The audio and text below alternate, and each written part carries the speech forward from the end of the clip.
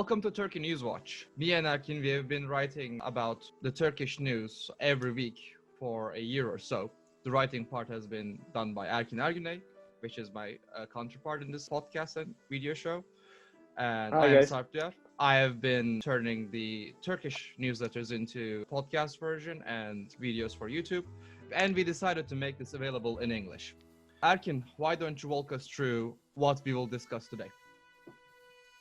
First of all, thanks for the introduction, Sarp.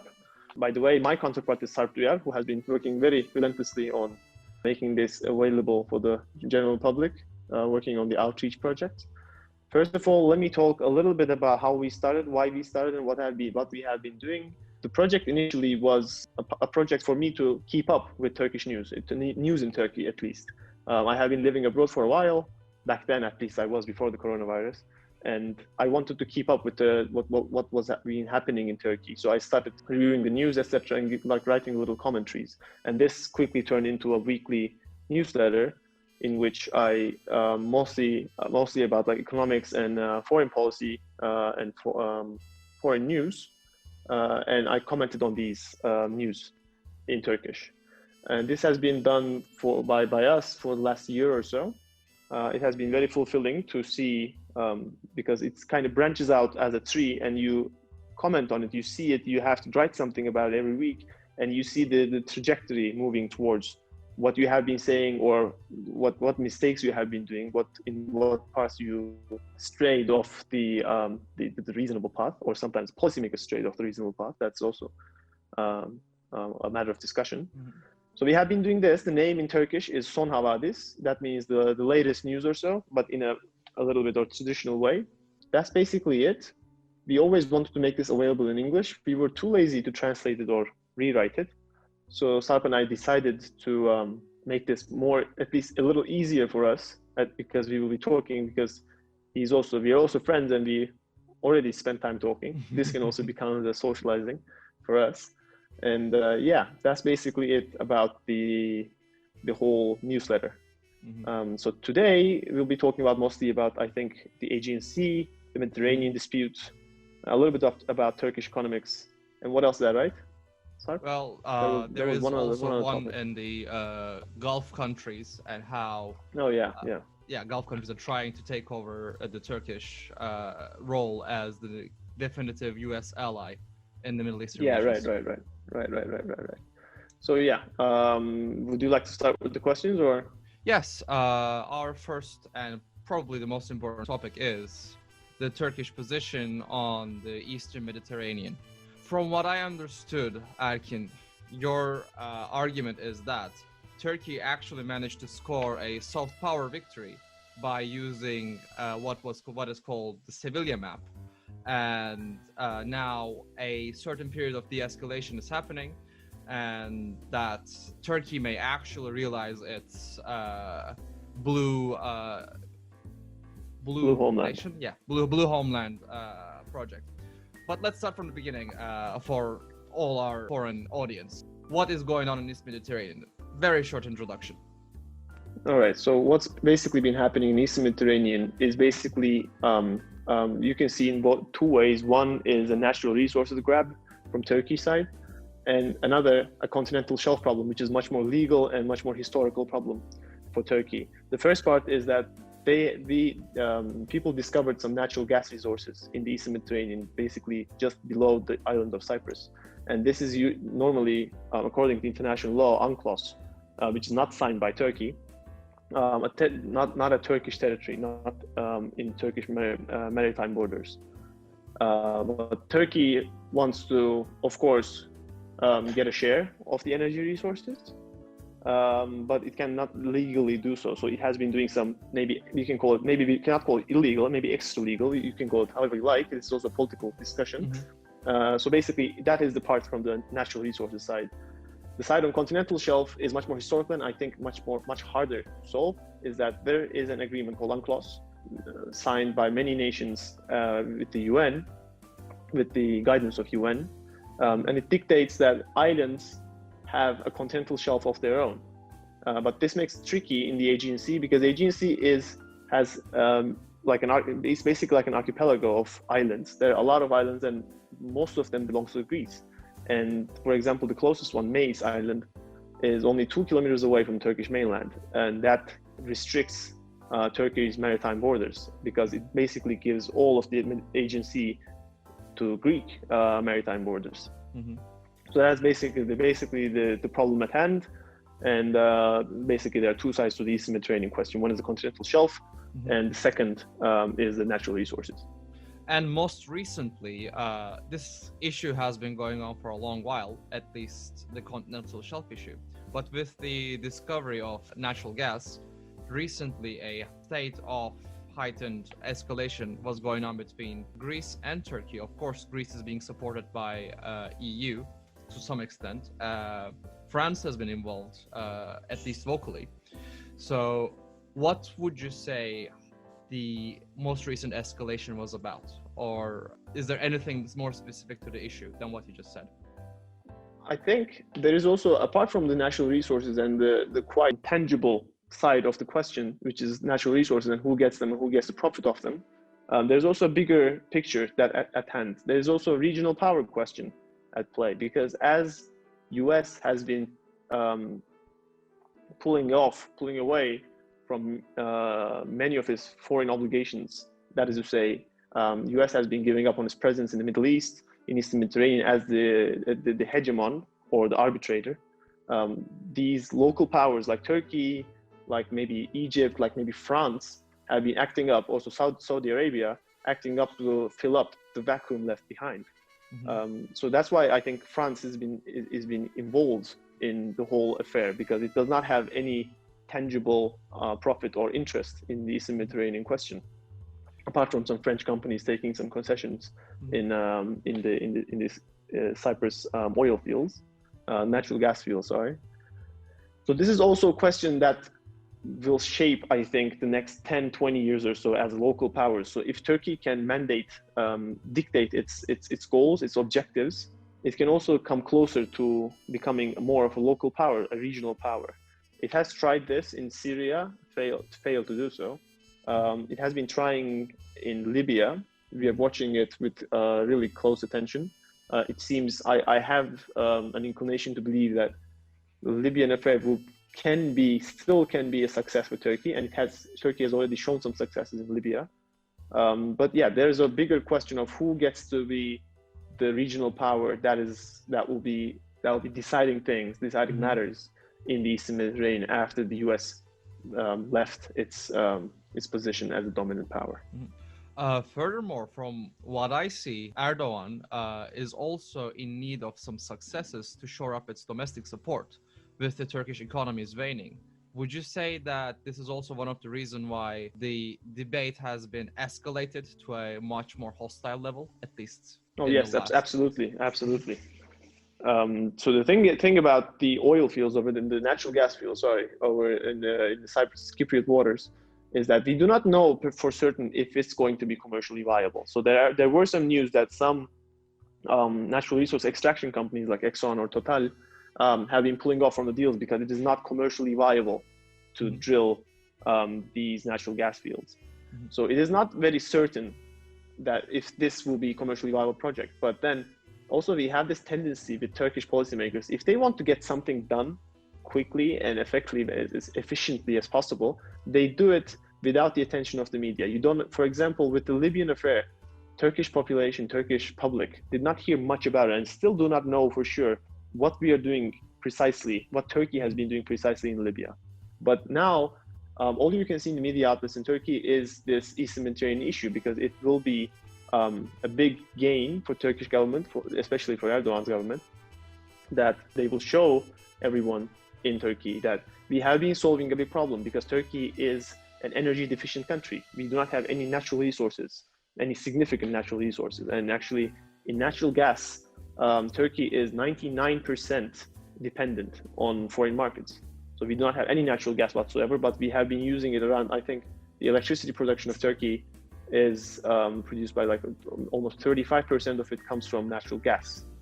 So this is a big thing. This is a big matter, big issue for Turkish population as well, because people still remember the shortages of fuel, in 1970s, and now still for the last 10 years or so, especially with the decline of the Turkish economy, people have been very frustrated with the natural gas bills, because many of the houses in Turkey, also the residential places, also gets the heating with natural gas, and it has been very expensive, and this has been also making people very frustrated in Turkey. So this will definitely be a big political gain for Erdogan and his government.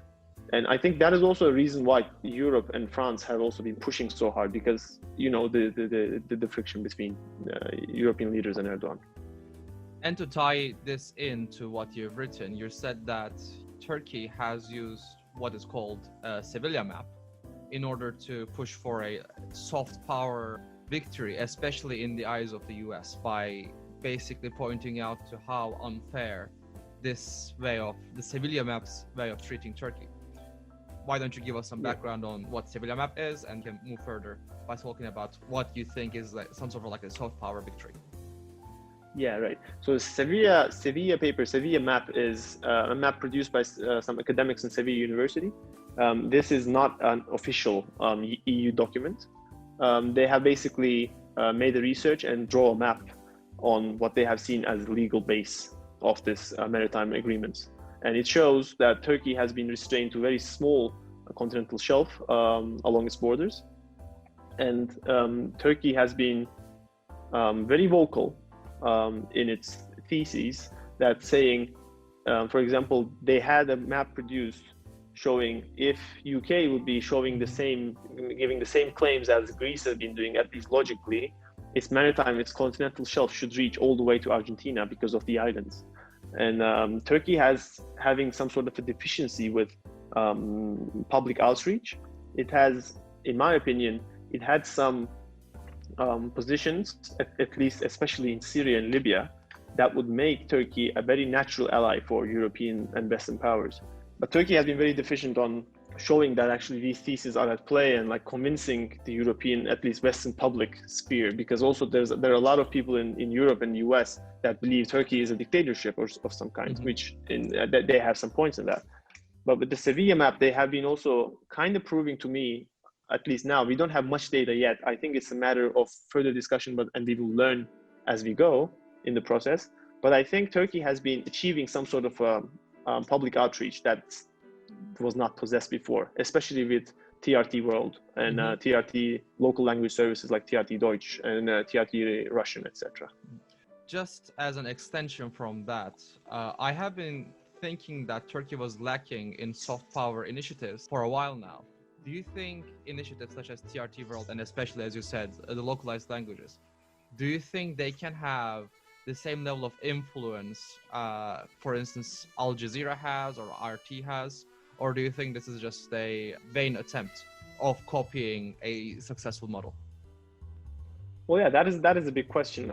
I don't think it can reach to level of RT or Al Jazeera anytime soon, because they also have been very hardworking in establishing this. Not RT per se, but Al Jazeera for sure.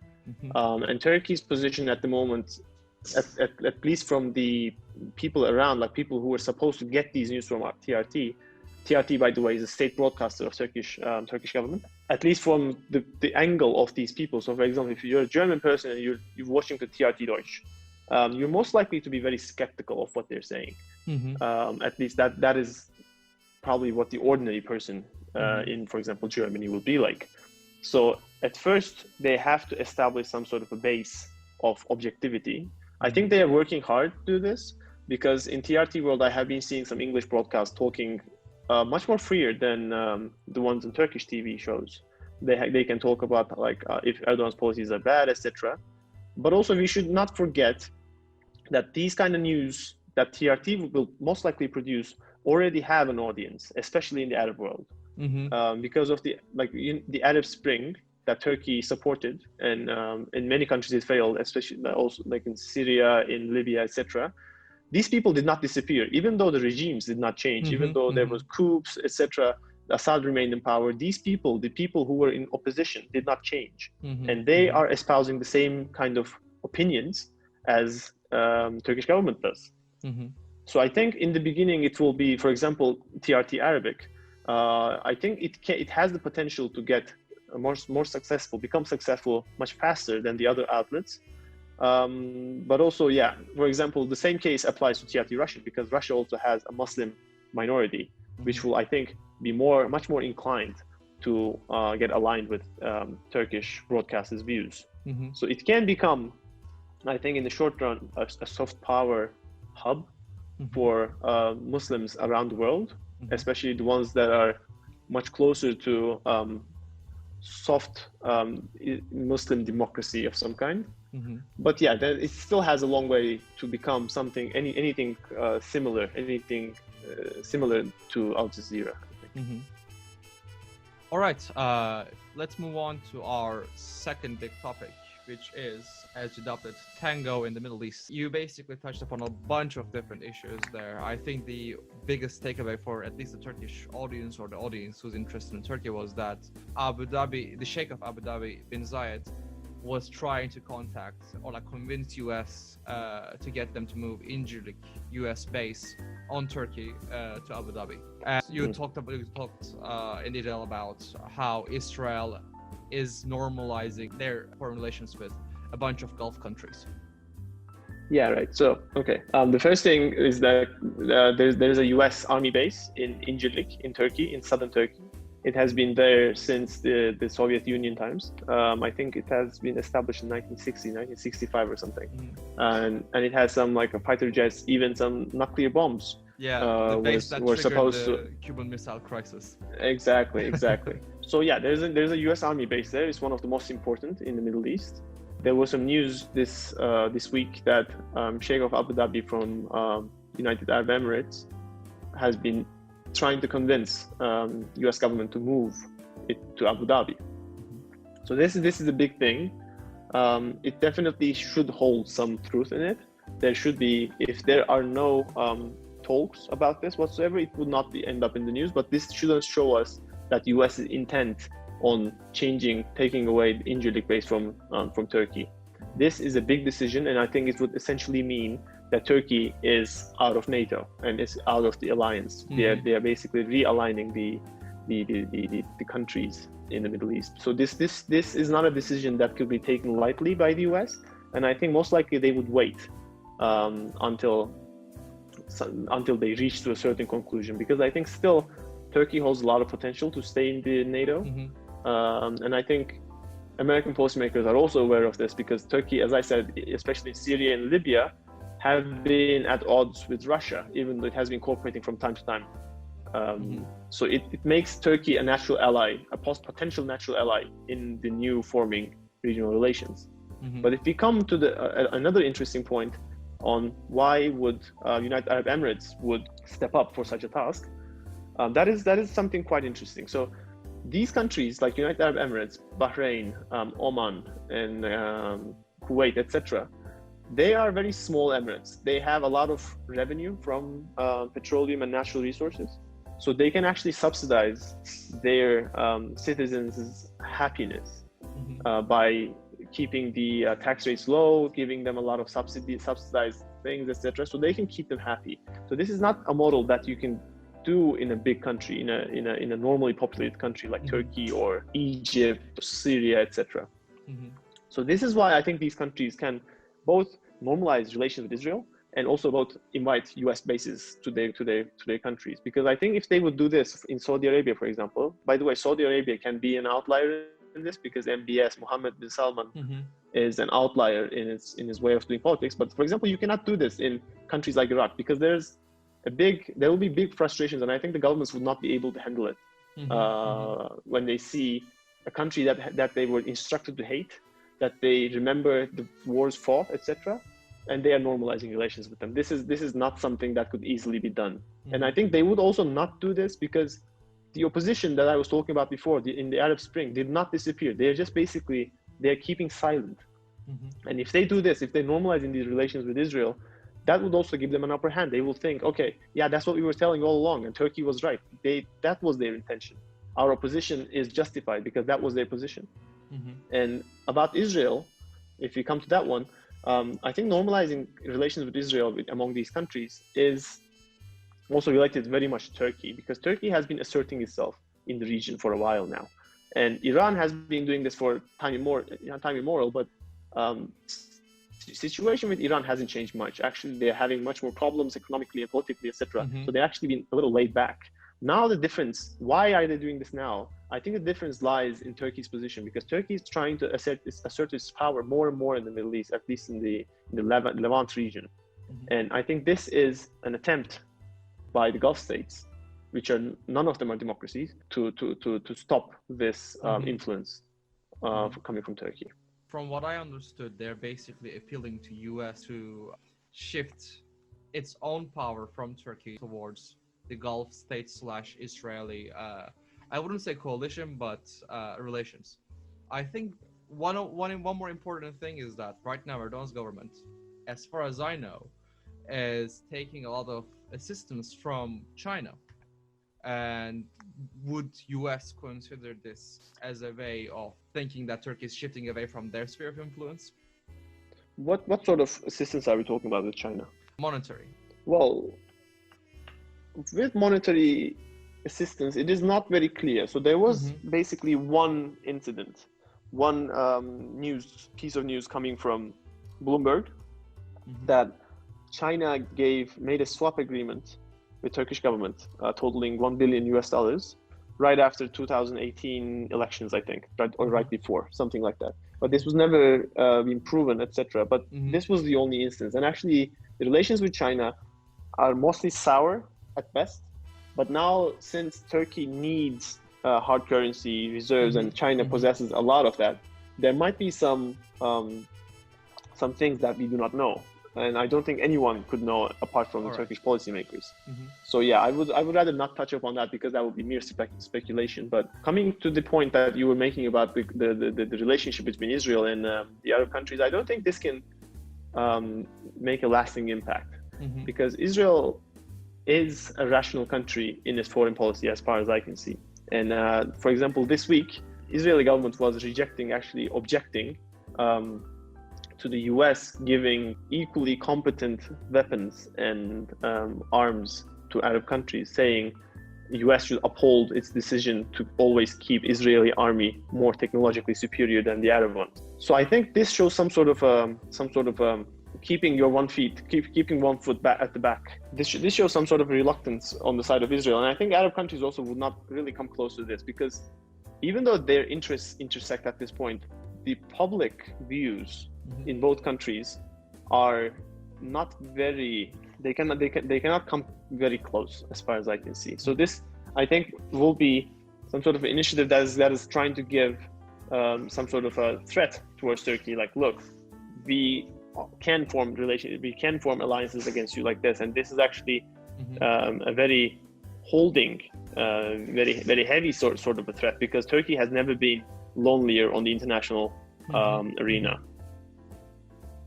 And the last topic is Turkish Lira's brawl. As we are speaking, $1 is now equal to 7.7 Turkish Liras. Turkish Lira has been losing its value for almost 2 years, just dropping low and low and low. What is your take on this? My big question here is, how sustainable is this for the Erdogan's government? When will the breaking point appear, or will it appear at all? It is not sustainable at all. So this basically has been caused by, firstly, the systemic problems of Turkey. Turkey has always been a country that has possessed deficits ever since its foundation, its establishment. And now, what has been amplifying this, magnifying this in our eyes, and also in the balance sheets, is the policy followed by Erdogan's government, which is keep the interest rates low in order to boost growth. And this is not very possible for Turkey to do, because especially in times of liquidity growth, in terms of like when the monetary supply is growing, you can follow such policies. You can keep the interest rates low because you're getting a lot of foreign direct investment from abroad. But now the liquidity, even though it's increasing due to the coronavirus, we were in a time that was supposed to contract in money supply. And actually also the central banks, both in the US and in Europe, have been in favor of tightening the monetary policy. The fall in Turkish lira's value has been very, very high. I think since the beginning of 2020, it has lost 30% of its value. Since 2010, it has lost around 70% of its value. This is a huge loss. Normally, devaluations like this, I mean, your currency losing its value would be helping to boost exports, which could solve Turkey's problem, because that was also what they did with the IMF reforms back in early 2000s. But this decline has been so fast that it's actually making average Turkish person poorer than before. Because when you have such a high decline, your exports get boosted, but then your people are getting much poorer much faster, because there is some sort of a balance that you need to keep there. So this is not sustainable at all, and it has been creating a lot of problems. This is a very, very complex issue, so you can see a lot of data points in this. There has been a lot of people have been buying a lot of dollars instead of they are selling Turkish liras and buying US dollars in return. And this has been done by Turkish people themselves, because they do not trust in the value of Turkish lira. They are afraid that their hard-earned savings will basically become crap, basically become just worthless paper. So that's why they're moving towards gold and US dollars, etc. And the government has been really trying a lot, very hard, to keep them in lira. They have been putting putting some taxes. For example, now if you want to buy foreign currency, you have to pay 1% tax, which is unseen. I mean, it was seen before, but after the IMF reforms, this was thought to be impossible of some kind. Like this was thought like this would be thought of some sort of departure from the previous monetary policies. And there is a bigger trend, I think, more dangerous trend, that people are taking their money away from the banking system, because if they are thinking that Turkey might actually default, and their money could be taken away by the government. So they have been taking money out of the banking system, and this makes things even harder for Turkey, because if you have money out of the banking system, that means you cannot create any credit, any loans. You cannot sustain any liquidity growth with this money outside of the banking system. So now they're giving a lot of initiatives to people to bring in their gold that they were keeping at their homes, bring in their foreign currency that they have been keeping off the banking system to make this work. But I'm not sure. I don't think it will do. But actually today, so you started by saying it's 7.7 a US dollar. With the US dollar, you can have 7.7 Turkish liras.